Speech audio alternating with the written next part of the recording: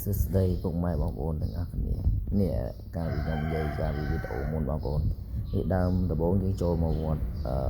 ទៅសុតដំបូងនេះបងប្អូនស្អាតណាស់បងប្អូន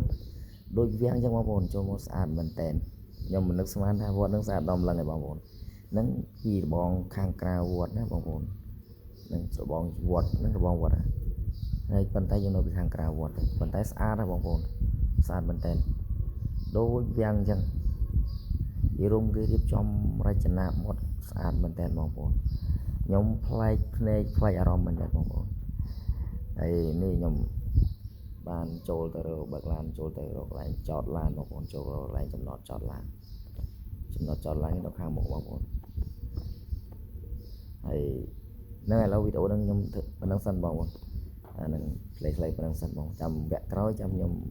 នឹងរៀបរាប់បន្តទៀតអរគុណចាស់បងប្អូនបាយបាយប៉ុណ្្នឹងសិនបងប្អូនចូលកន្លែងចតឡានសិន